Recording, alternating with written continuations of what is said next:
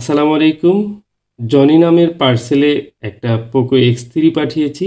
এলাকার লোকাল থেকে সার্ভিসিং করেও সমাধান পাইনি। তাই ইউটিউবে আপনার ভিডিও দেখে অনেক আশা নিয়ে আপনার কাছে ফোনটি পাঠিয়েছি। আমার মেয়ের জন্মের পর থেকে সমস্ত ছবি, ভিডিও আমার এই ফোনে। ফোনটা চালু করে দিলে খুবই উপকৃত হতাম।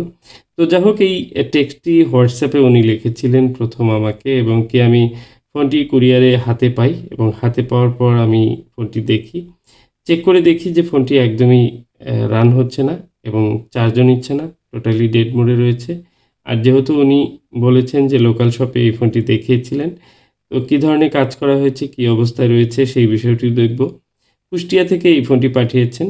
আর এই ফোনটির ভিতরে কী কন্ডিশন রয়েছে এবং এর আগে যারা কাজ করেছে, কী কাজ করেছে এবং কী সমস্যা রয়েছে সেটিও দেখার চেষ্টা করব, এবং কি প্রবলেমটি আসলে কোথায় এবং ফিক্স হয়নি কেন সেই বিষয়টিও বোঝার চেষ্টা করব।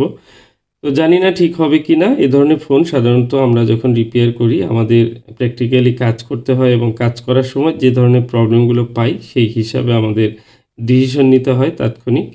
আর তাৎক্ষণিক ডিসিশন নেওয়ার জন্য অবশ্যই যারা ফোনগুলো পাঠান তাদের সাথে কানেক্ট থেকে আমাদের কাজ করতে হয়। অনেক সময় তাদেরকে বিভিন্ন ধরনের জিজ্ঞাসা করতে হয় এবং পারমিশন নিয়ে কাজ করতে হয়। অনেক সময় কিছু ফোন রয়েছে যেগুলো ডেট পারমিশন নিয়ে কাজ করতে হয়। তো সবসময় আপনারা যারা কুরিয়ারে ফোন পাঠাবেন অবশ্যই খেয়াল রাখবেন যেন আপনার যে হোয়াটসঅ্যাপ নাম্বারটি সেই নাম্বারটি যেন অ্যাক্টিভ থাকে, এবং আমি কন্ট্যাক্ট করা মাত্রই যেন আপনাকে পেয়ে যাই। অনেক সময় অনেক ফোন অন হওয়ার পরে পাসওয়ার্ড প্রয়োজন হয়। সেই পাসওয়ার্ডটি আসলে সেই সময় না থাকার কারণে কাজটি কিন্তু বিলম্বিত হয়।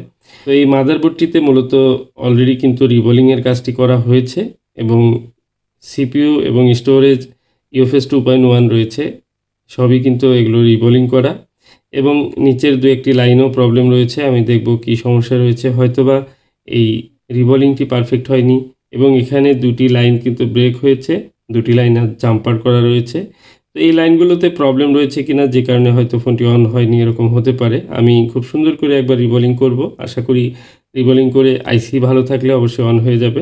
তো এই ধরনের ফোনগুলো আসলে যারা কাজ করেন প্রথম চান্সেই সুন্দরভাবে কাজটি করলে হওয়ার চান্স থাকে। আর পোকো X3 ফোনটি রিবোলিংয়ের সময় বা এই যে ডিশোল্ডারিং উইক ব্যবহার করার সময় কিন্তু খুব সতর্ক হয়ে করতে হয়। কারণ এখানে জোরে চাপ দিয়ে ঘষা দিলে দেখা যায় যে লাইনগুলো শর্ট হয়ে যায়, এবং সোল্ডারিং আয়রনের আঘাতেও কিন্তু অনেক সময় এই লাইনগুলো শর্ট হয়ে যায়। এই মাদারবোর্ডটি একটু দুর্বল প্রকৃতির হয়ে থাকে। উপরের যে কালার কোডিং সেগুলো খুব একটা ভালো না। যে কারণে অনেক সময় রং উঠে গিয়ে দেখা যায় বলগুলো পরস্পর শর্ট হয়ে যায়। তো আমি স্টোরেজ আইসি এবং সিপিইউ আইসির যে মাদারবোর্ডের লাইনগুলো এগুলো কিন্তু খুব সুন্দর করে প্রথমে ডিসোল্ডারিং উইকের মাধ্যমে একদম ক্লিন করে নিলাম। কোথাও কোনো প্রবলেম রয়েছে কিনা সেটিও কিন্তু স্পষ্ট দেখা যাবে, এবং মাদারবোর্ড ক্লিন হওয়ার পর আমি কিন্তু এখানে ২টি লাইন যে প্রবলেম রয়েছে সেগুলো একটু দেখে নিচ্ছি। আর এই লাইন দুটো কিন্তু ঠিকঠাক মতো স্টোরেজের সঙ্গে কানেক্ট হয় কিনা। দেখুন লাইন ঠিক রয়েছে। এখানে ভ্যালুগুলো ঠিক যেহেতু রয়েছে এখানে আর কিছু করতে হবে না। তো এই বলগুলো যেন ঠিকঠাক মতো কানেক্ট পায় সেই বিষয়ে কিন্তু খেয়াল রাখতে হবে। মানে আগে যখন আইসিটি লাগানো ছিল বলটি ঠিকমতো কানেক্ট পেয়েছে কিনা সেটি কনফার্ম ছিল না। কারণ হচ্ছে যে অনেক সময় আমরা এই জাম্পার করি, আর এই জাম্পারের উপরে মাথায় যদি আমরা ভালো করে ব্লেড দিয়ে স্ক্র্যাচ করে সোল্ডারিং না ধরিয়ে দেই, তাহলে কিন্তু সেই জাম্পারগুলো অনেক সময় বলগুলো কানেক্ট পায় না। কারণ এক ধরনের ইনসুলেশন থাকে ওয়্যারের মধ্যে অনেক সময়, আর সেগুলোতে কিন্তু দেখা যায় যে বলটি কানেক্ট পেতে বাধা হয়। তো যাই হোক, আমি স্টোরেজ আইসিটি যেটি এটি রিভলভ করে নিচ্ছি UFS 2.1। তো রিভলভ করার পর আমি একটু ডিভাইস যেহেতু রয়েছে একটু চেক করে নেব স্টোরেজ আইসিটি ঠিকঠাক রয়েছে কিনা, একটু ওয়াশ করে চেক করে নেব। চেক করার পর আমি সেটি ইনস্টল করে দেব।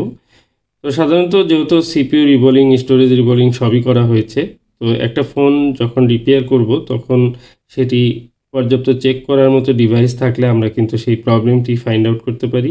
আর এই ফোনটিতেও কিন্তু একটি প্রবলেম আমি ফাইন্ড আউট করলাম। দেখুন স্টোরেজ আইসিতে এখানে কিন্তু পরিষ্কারভাবে লেখা রয়েছে, এই যে রেড যে কালারের লেখাগুলো দেখুন এখানে ওয়ার্নিং দেওয়া আছে, UFS health report is very bad. তো এই স্টোরেজ আইসিটি মূলত খারাপ রয়েছে, যে কারণেই কিন্তু এই ফোনটি ডেড হয়েছে, এবং এর ভিতরে যে ডকুমেন্ট রয়েছে আসলে সেই ডকুমেন্টগুলোও কিন্তু রিকভারির কোনো সম্ভাবনা নেই। তো ফাইনালি এই ফোনটির আসলে প্রবলেমটি এখানেই। হয়তোবা এই ফোনটির স্টোরেজের যে লাইফ টাইম রয়েছে সেটি শেষ হয়ে যাওয়ার কারণে ফোনটি ডেড হয়ে যায়। যে টেকনিশিয়ান ভাই ট্রাই করেছে উনি হয়তো ওনার মতো করে ট্রাই করেছে। তো উনি যদি ডিভাইস দিয়ে চেক করতে পারতো তাহলে হয়তো উনি বুঝতে পারতো এটি কী প্রবলেম।